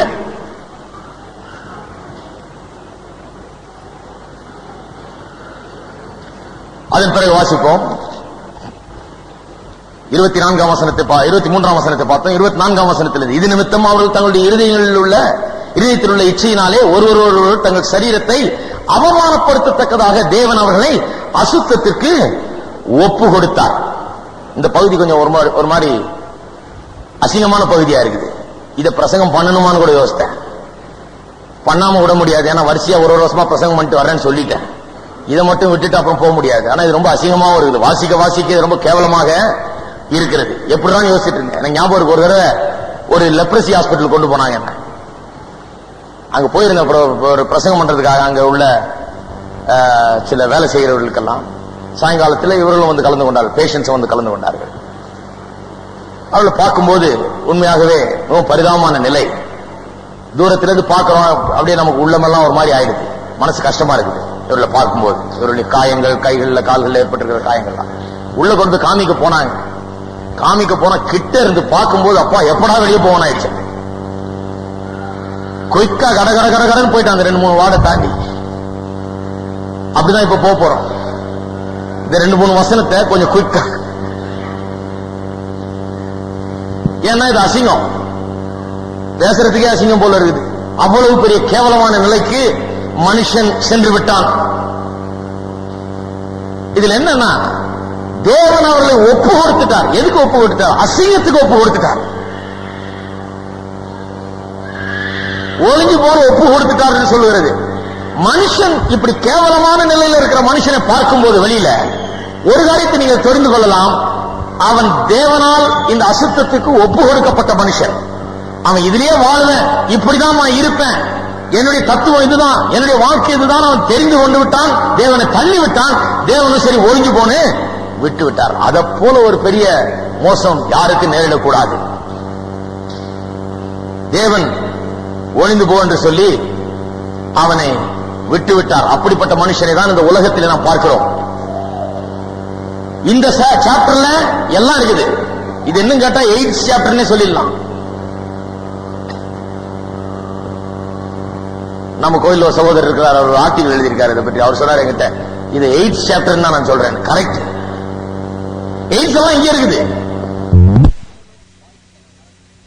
தருணம் வாய்ப்பு வரவில்லை, ஒருவேளை தைரியம் வரவில்லை அவனுக்கு. ஆனால் இப்படி பாவத்திலே வாழ்கிற எல்லா மனுஷரும் இருதயத்தின் இச்சையினாலே பிடிக்கப்பட்டுக் கொண்டிருக்கிறார்கள், வெந்து கொண்டிருக்கிறார்கள். உள்ளத்திலே பலவிதமான இச்சைகள் கிரியை செய்து கொண்டிருக்கிறது, அவர்களை ஆட்கொண்டு இருக்கிறது. அவர்கள் அதை ஒருவேளை வெளிப்படுத்தாமல் இருக்கலாம், ஆனால் அது அவர்கள் உள்ளே ஆட்கொண்டிருக்கிறது. தக்க வாய்ப்பு ஏற்பட்டால் அவர்கள் அதை வெளிப்படுத்துவார்கள். அந்த அசுத்தத்துக்கு ஆண்டவர் ஒப்பு கொடுத்துட்டார். நான் இதுலதான், இந்த சேத்துல தான் இருப்பேன், இந்த சகதியில தான் நான் வாழ்வேன், இப்படித்தான் நான் இருப்பேன் என்று மனிதன் தெரிந்து கொண்டு விட்டபடியினாலே தேவன் மனுஷனுக்கு ஒப்பு கொடுத்து விட்டார். 25ஆம் வசனம், தேவனுடைய சத்தியத்தை அவர்கள் பொய்யாக மாற்றி சிருஷ்டிகரை தொழுது சேவியாமல் சிருஷ்டியை தொழுது சேவித்தார்கள். எதுக்கு அப்படி ஒப்பு கொடுத்தார்? தேவனை சேவியாமல் சிருஷ்டியை சேவிக்க ஆரம்பித்தார்கள். சிருஷ்டிகரை தொழுது சேவியாமல் சிருஷ்டியை சேவிக்க ஆரம்பித்தார்கள். அவரே என்றென்றைக்கும் ஸ்தோத்தரிக்கப்படத்தக்கவர். தேவனை தவிர வணங்கக்கூடிய ஒரு தெய்வம் யாருமே கிடையாது.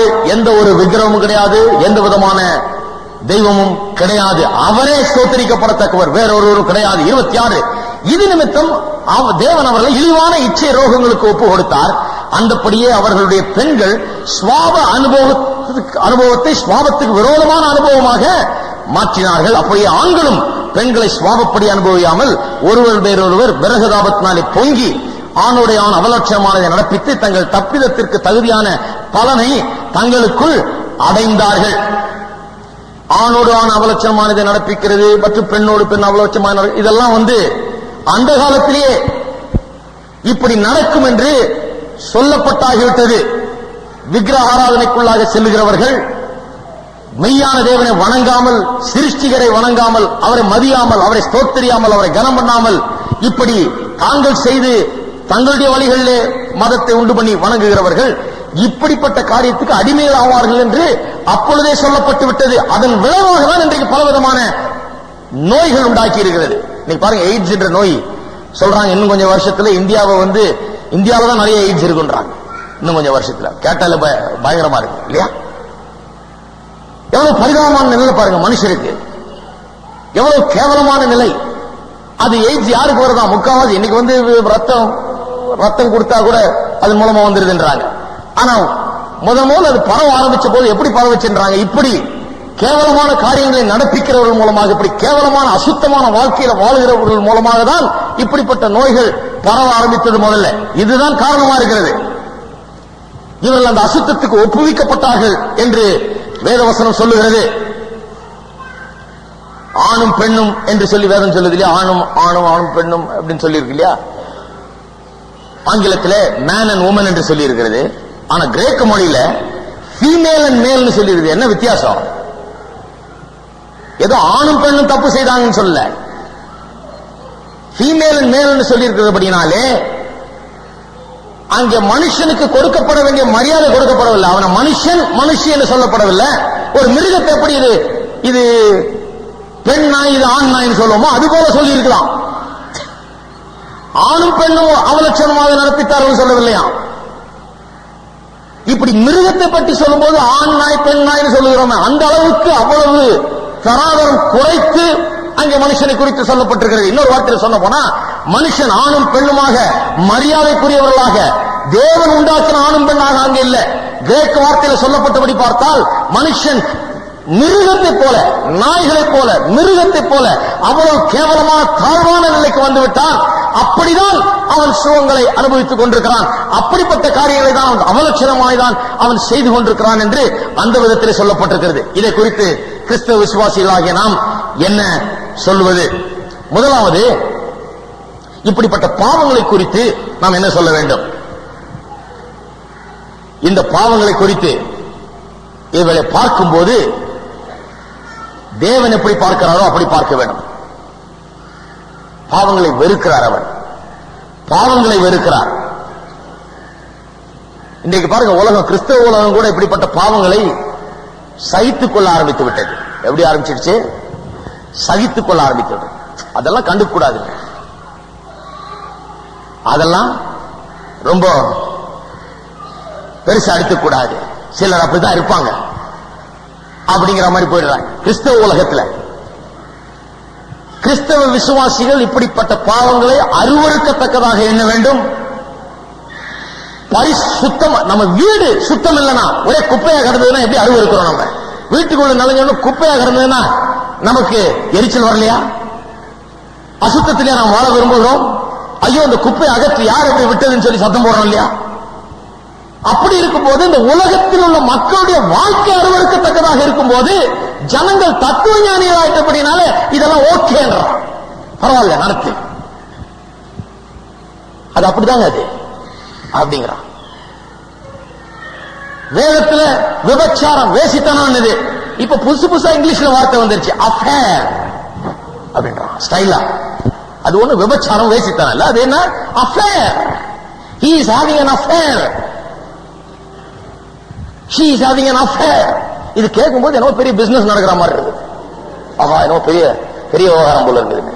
நான் முதல்ல அமெரிக்கால போயிருந்தப்போ அப்படிதான் நினைச்சிட்டேன் நான். He is having an affair. என்ன அஃபேர்? அப்புறம் பார்த்தாதான் அதனுடைய அசிங்கம் வழங்குச்சு. இன்றைக்கு சினிமாக்கள் மூலமாக, மற்ற விதமான காரியங்கள் மூலமாக அப்படிப்பட்ட வார்த்தைகளை உள்ள நுழைச்சிட்டு பாருங்க, அது சரின்ற மாதிரி ஆக்கிடுறாங்க. இன்னைக்கு டிவியில வர சில ஷோ எல்லாம் பாருங்க, போல்ட் அண்ட் பியூட்டிஃபுல், ஆனா ஃபுல்லா அசிங்கம் தான்.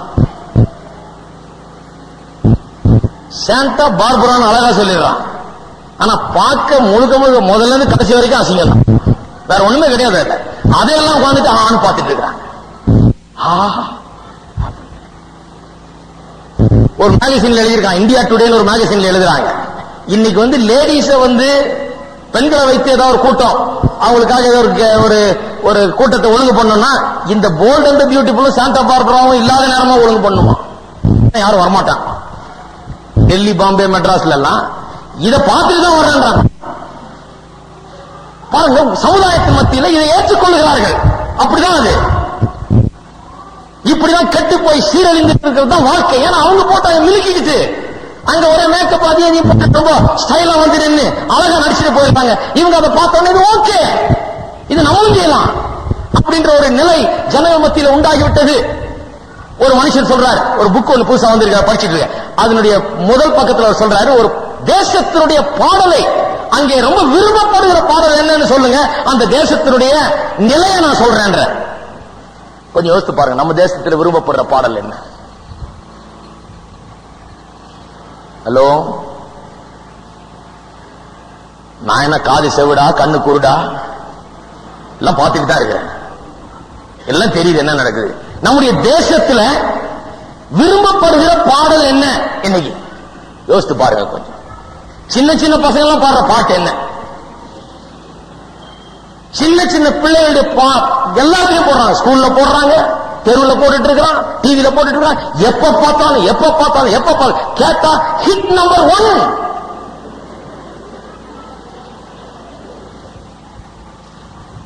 Hit number 2, hit number 3.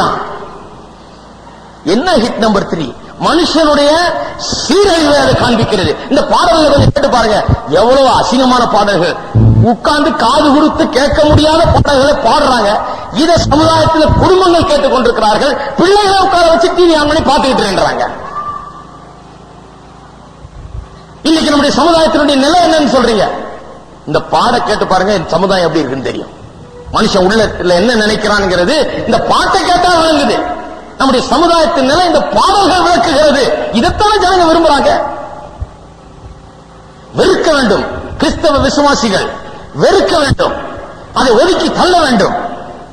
அவைகளை பார்க்கும்போது நமக்குள்ளாக ஒரு அருவருப்பு உண்டாக வேண்டும். அந்த நிலை மாறவே கூடாது. இப்படி சீரழிந்து போகிற மக்களுக்காக ஜெபிக்க வேண்டும். அதோடு சேரக்கூடாது, அதை ஏற்றுக்கொள்ளக்கூடாது, அதோடு அப்படியே அடிச்சுட்டு போக கூடாது, அலையில அடிச்சுட்டு போகிற மாதிரி. எல்லாரும் ஆமீன் சொல்லுங்க. சில சொன்னாங்க அதான் டிவியை தூக்கி போட்டு உடைச்சிருங்க, வெளியே போட்டு வேணவே வேணாம் டிவி. என் பிள்ளைய டிவி பார்க்கவே விட மாட்டேன். பிள்ளைய டிவி பார்க்க விடலன்னா பக்கத்து வீட்டுல போய் பார்க்க கூடாதெல்லாம் பார்த்துட்டு இருப்பான். பெட்டர் வீட்டுல உட்கார வச்சு கரெக்டா இதை மட்டும் பாருன்னு சொல்றது. ஹலோ, இருக்கிறீங்களா? வீட்டுல இருந்து பார்த்தோம்னா ஏன் கண்ட்ரோல், காதை பிரிக்கிடுவேன், பின்னிடுவேன், கண்டதை பார்க்க முடியாது. வெளியில போய் பார்த்தோம்னா ஏன் கண்ட்ரோலே கிடையாது. அவங்க என்னென்ன பார்க்கறாங்களோ அதெல்லாம் பார்க்க போறான். அதுக்கு அவரை பாருங்க, இப்படிதான் கட்டு போறதெல்லாம் நம்முடைய கண்ட்ரோலுங்க டிவி. அதுக்கு தான் ரிமோட்னு கொடுக்குறாங்க. எவ்வளவு அட்வான்ஸ் ஆயிருக்கும். டக்குன்னு மாத்திரணும், டக்குன்னு மாத்தணும், சரியான சேனலுக்கு போகணும். இன்னும் எவ்வளவு இருக்குது பார்க்கிறது. இதை போய் இந்த அசிங்கத்தை உட்கார்ந்து பார்க்க வேண்டிய அவசியம் கிடையாது. இதை பார்த்தவனே அருவருப்பு உண்டாக வேண்டும். அந்த அருவருப்பை நாம் வெளிப்படுத்த வேண்டும்.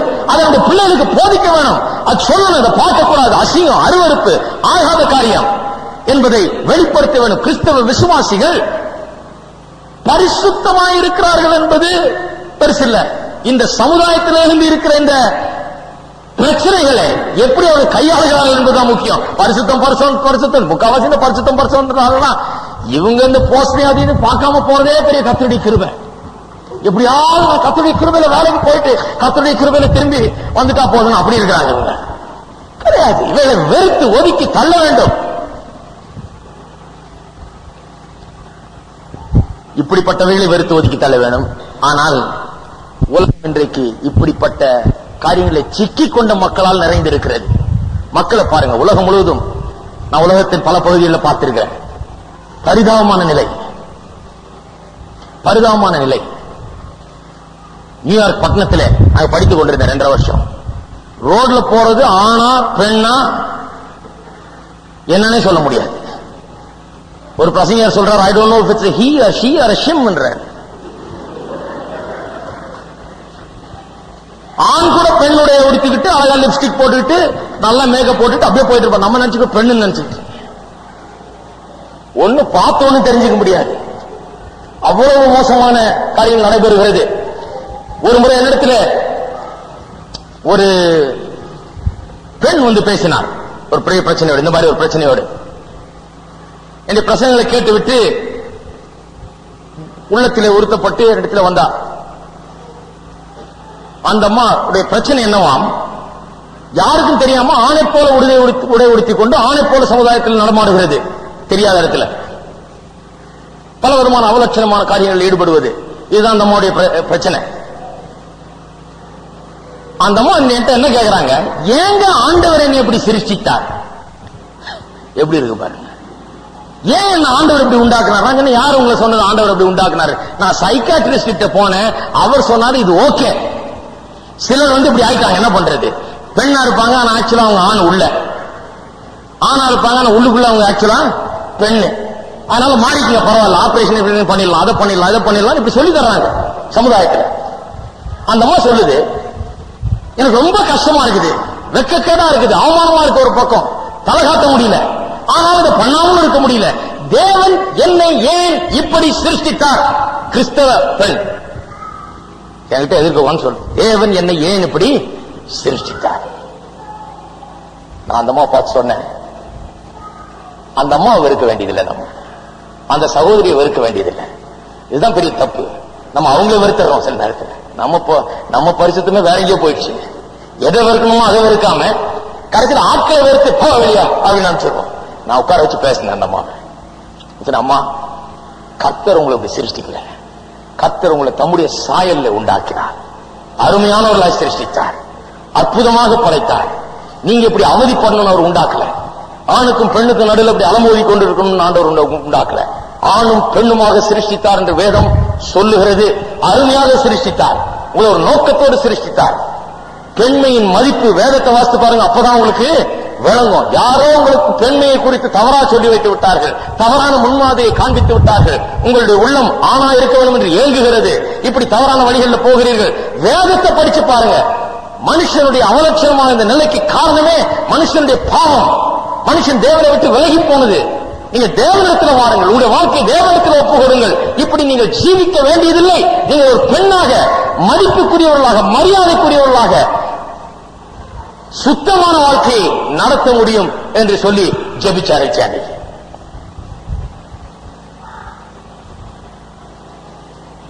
அந்த அம்மா சொல்றாங்க, இது வரைக்கும் நான் எந்த பாஸ்டர்ட்டையும் போய் பேசினது இல்லைங்க, பாஸ்டர்ட்ட போய் பேச முடியுமான்னு எனக்கு தெரியல, துரத்திடுவாங்கன்னு நினைச்சேன். நீங்க இவ்வளவு நல்லா சொல்லி அனுப்பிச்சீங்க, எப்ப வேணா வாங்க, நான் உங்களோட பேசுறேன், உங்களுக்கு நான் விளக்கி சொல்லுகிறேன், உங்களுக்கு நான் இந்த காரியங்களை சொல்ல நான் ஆயத்தம். சைக்கியாட்ரிஸ்ட் சொல்றாராம், இது பரவாயில்ல, இது ஓகே, இப்படி இருக்குது சமுதாயம், இப்படிதான் என்ன பண்றதுங்கிறார்.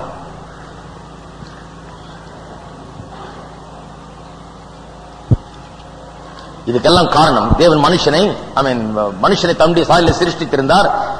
மனுஷன் தேவனை அறிந்திருந்தான், ஆனால் அவரை தள்ளி போட்டான். இதுதான் காரணம். கடைசியாக சமுதாயம் இப்படி கெட்டு சீரழிந்து சீரத்தின் பாதையில வந்துவிட்டது. உலையான சேற்றில சிக்கிக் கொண்டிருக்கிறது, பாவத்தில். இது மட்டும் இல்ல, நிறைய பலவிதமான பாவங்கள் மனுஷன் இன்றைக்கு சிக்கிக் கொண்டு வெளியே வர முடியாமல், வெளியே சொல்ல முடியாமல், இந்த பாவங்களை வெளியே சொல்ல முடியாமல் இப்பட்ட அசிங்கமான காரியங்கள் தன்னுடைய வாழ்க்கையில் இருக்கிறது, ஆனால் வெளியே சொல்ல முடியவில்லை. கின்சி ரிப்போர்ட் என்று அமெரிக்காவிலே ஒரு பெரிய ரிப்போர்ட் ஒன்று சமர்ப்பிக்கப்பட்டது. கின்சி ரிப்போர்ட் என்று சொன்னால் தெரியாத ஆளே கிடையாது அந்த பகுதியில். அது ரிப்போர்ட் ஆன் செக்ஷுவாலிட்டி.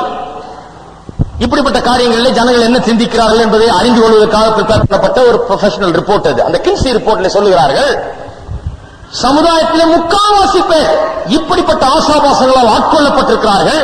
எல்லாம் அப்படிப்பட்ட காரியங்களை செய்யல, ஆனால் எப்போ ஒரு நேரத்தில், என்றோ ஒரு நாள் அல்லது ஏதோ ஒரு சமயத்தில் தன்னுடைய வாழ்க்கையில இப்படிப்பட்ட காரியங்களை மாட்டிக்கொண்டு சிக்கிக் கொண்டு மனதில் அவதிப்பட்டுக் கொண்டு இப்படிப்பட்ட ஆசாபாசங்களால் எரிந்து கொண்டிருக்கிறார்கள் என்பது உண்மை என்று கண்டுபிடித்து சொல்றாங்க. இன்டர்வியூ பண்ணி எல்லார்ட்டையும் அவங்க பேரை போடாம டேட்டா கேதர் பண்ணி விஷயத்தை வெளியிடுறாங்க. சமுதாயத்தில் முக்கால்வாசி பேர் இப்படிப்பட்ட காரியங்களுக்கு அடிமைகளாக இருக்கிறார்கள், உள்ளத்தளவிலேயாவது அடிமையாக இருக்கிறார்கள் என்று சொல்லுகிறார்கள். கேட்கும்போது எப்படி இருக்கு பாருங்க. இப்படிப்பட்ட சமுதாயத்தில் நாம் வாழ்கிறோம். இப்படிப்பட்ட சமுதாயத்துக்குள்ளாக இயேசு வந்தார். ஹலோ, ஏன் வந்தார்? மனுஷன் இப்படிதான் இருக்கணும், அப்படி இருக்கக்கூடாதுன்னு காண்பிக்கிறதுக்காக வந்தார். எல்லா மனுஷனும் ஆகாத பாக்குறாங்க, இவரை என்ன புதுவிதமான மனுஷனா இருக்குது. மனுஷன் கெட்டு சீரழிந்து அவன் பாதாளத்துக்கு போய்விட்டான், உரையான சேற்றிலே வாழ்கிறான், சகதியிலே இருக்கிறான், பாவத்திலே சிக்கிக் கொண்டிருக்கிறான், அசுத்தத்திலே இருக்கிறான். இயேசு வருகிறார் முற்றிலும் வித்தியாசமானவராக, பரிசுத்தராக, பாவமற்றவராக, குற்றமற்றவராக, தேவனை வெளிப்படுத்தும்படியாக, மனுஷன் எப்படி இருக்க வேண்டும் என்பதை உலகத்திற்கு காண்பிக்கும்படியாக பூரண புருஷனாய் அவர் வந்தார். ஹலோ, அதுக்குதான் இயேசு அனுப்பிச்சார். ஏன் இயேசு அனுப்பிச்சாரு? மனுஷன் மறந்துட்டான் மனுஷனா இருக்கிறதுனா எப்படின்னு. இதான் மனுஷன் நினைச்சிட்டு இருக்கான். மனுஷன்னா இதான் நினைச்சிட்டு உலகம் அப்படி இருக்குது. அந்த உலகத்துல மனுஷன் அனுப்பிச்சாரு, மனுஷனாய் அனுப்பிச்சாரு இயேசுவை. ஏன்? மனுஷன்லாம் இப்படிதான் இருக்கணும் காண்பிக்கிறதுக்காக அனுப்பிச்சார். ஆகையால் தான் கிறிஸ்துவை பிரசங்கிக்கிறோம். ஹலோ, ஆகையால் தான் கிறிஸ்துவை பிரசங்கிக்கிறோம். மனுஷனை பிரசங்கிக்கிறோம், மார்க்கத்தை பிரசங்கிக்கிறோம், வழிகளை பிரசங்கிக்கிறோம், தத்துவத்தை பிரசங்கிக்கல, கிறிஸ்துவை பிரசங்கிக்கிறோம். அவர்தான் பூரண புருஷன். இப்படித்தான் மனுஷன் இருக்க வேண்டும். நீங்களும் நானும் கிறிஸ்துவை போலத்தான் இருக்க வேண்டும். அவர் வந்து கன்னி மரியாளின் வயிற்றிலே பிறந்தார். கன்னி மரியாளே பாவத்தில் கற்பந்தரிக்கப்பட்டு பிறந்தவர்கள் தான். அவருடைய வயிற்றிலே அவர் பிறந்தார். மனுஷனுடைய உதவி இல்லாமல் மனுஷனாய் பிறந்தார். குற்றமற்றவராய் வாழ்க்கை நடத்தினார். கன்னி மரியாள் சொல்லுகிறார்கள், அவர்கள் பாடின அந்த பாடலில், மேக்னிஃபிகேட் என்று சொல்லுகிற பாடலில் சொல்லுகிறார்கள், என் ஆத்துமா, my soul doth magnify the Lord, என் ஆத்துமா கர்த்தரை தேவனை மகிமைப்படுத்துகிறது, என் ஆவி என் ரட்சகருக்குள் களி கூறுகிறது. அவர்களுக்கு ரட்சகர் தேவை. ஹலோ, சிலர் நீங்க மரியாதை கும்பிட்டு இருக்காங்க, பாவம். மரியாளுக்கு ரட்சகர் தேவை. அந்தமா சொல்றாங்க, நான் என் ரட்சகர்கள் களி கூர்ந்து கொண்டிருக்கிறாங்க. அவங்களுக்கே ரட்சகர் தேவை. அவங்க நீங்க பரலோகத்தில் இருக்கிறாங்க. ஏன்னா இயேசுவை பெத்தெடுத்ததுனால கிடையாது, இயேசுவின் ரத்தம் அவர்களை சுத்திகரித்து கழுவி சுத்தமாக்கினபடினாலே, ரட்சிக்கப்பட்டபடினாலே இன்றைக்கு அவர்கள் பரலோகத்தில் இருக்கிறார்கள். ஆகையால் நான் அவர்களை வணங்குறதில்லை, அவர்களை மதிக்கிறேன். இயேசுடைய தாயா அவர்கள் இருந்தபடினால அவர்களை மதிக்கிறேன், உயர்ந்த ஸ்தானத்தில் அவர்களை எண்ணுகிறேன். நான் இன்றைக்கு நம்ம மத்தியில் வந்து நிச்சயமாக மதிப்போம், மரியாதை கொடுக்கிறது இல்லைன்னு கிடையாது, ஆனா வணங்க வேண்டிய அவசியம் கிடையாது. ஏன்னா அவர்கள் ஒரு மனிதர் தான். அவர்களுக்கும் இயேசுதான் ரட்சகர், நமக்கும் அவர்தான் ரட்சகர். மனுஷன் எவ்வளவு சீரழிஞ்சாலும் பரவாயில்ல, எவ்வளவு உளையான சேற்றிலே சிக்கி கொண்டிருந்தாலும் பரவாயில்ல, எவ்வளவு பாவத்திலே அடிமைப்பட்டிருந்தாலும் பரவாயில்ல, எவ்வளவு உள்ள தளவிலே அவன் பாவத்தால் பாதிக்கப்பட்டு சிக்கிக் கொண்டு இருந்தாலும் பரவாயில்லை, அவனுக்கு ரட்சிப்பு என்று வந்திருக்கிறது. அது இயேசு கிறிஸ்துவின் மூலமாக. என்னை விசுவாசிக்கிறவன் இருளில் இருந்து விடுதலை பெற்று ஒளிக்குள் வருவான் என்று இயேசு சொல்லி இருக்கிறார். அப்பேற்பட்ட இருளில் இருந்து, உலகான சேற்றிலிருந்து, அப்படிப்பட்ட பாவத்திலிருந்து, ஒருவேளை பாவத்தை செய்யாமல் இருக்கலாம், உள்ளத்திலே சிக்கிக் கொண்டிருக்கலாம், அதிலிருந்து விடுதலை பெற்று வெளியே வர்றதுக்கு இன்றைக்கு இயேசு வழியாயிருக்கிறார். ஹல்லேலூயா. இப்படி சீரழிந்து கிடக்கிற சமுதாயத்திலே நம்பிக்கை நட்சத்திரம் அவன் நம்பிக்கையாய், நம்முடைய நம்பிக்கையா இருக்கிறார். அவரிலே தான் நம் நம்பிக்கை இருக்கிறது. அவரை நோக்கி கூப்பிட்டு அவரை நோக்கி தொழுது கொள்ளுகிறவர்கள் ரட்சிக்கப்படுவார்கள் என்று வேதவசனம் சொல்லுகிறது. இன்றைக்கு யாரா இருந்தாலும் சரி, எப்படிப்பட்ட நிலையில இருந்தாலும் சரி, என்னவா இருந்தாலும் சரி, ஒருவேளை இவ்வளவு மோசமான நிலைக்கு நீங்க போகாம இருக்கலாம், அல்லது சிலர் உள்ளத்தில் பலவிதமான காரியங்களால் பாதிக்கப்பட்டிருக்கலாம். யாரா இருந்தாலும் சரி, இன்றைக்கு ரட்சிப்பு உண்டு. கர்த்தர் பாவங்களை வெறுக்கிறார், நாங்களும் பாவங்களை வெறுக்கிறோம். கர்த்தர் பாவியை நேசிக்கிறார், அவனுக்காக ஜீவனை விட்டார், நாங்களும் பாவியை நேசிக்கிறோம். வாருங்கள், இயேசுவை ஏற்றுக்கொள்ளுங்கள், உங்களுடைய வாழ்க்கை அவருக்கு கொடுங்கள், உங்கள் வாழ்க்கை சுத்திகரிக்கப்படட்டும், சுத்தமாகட்டும் என்று அழைப்பு விடுக்கிறோம். எல்லாரும் எழுந்து நிற்போம்.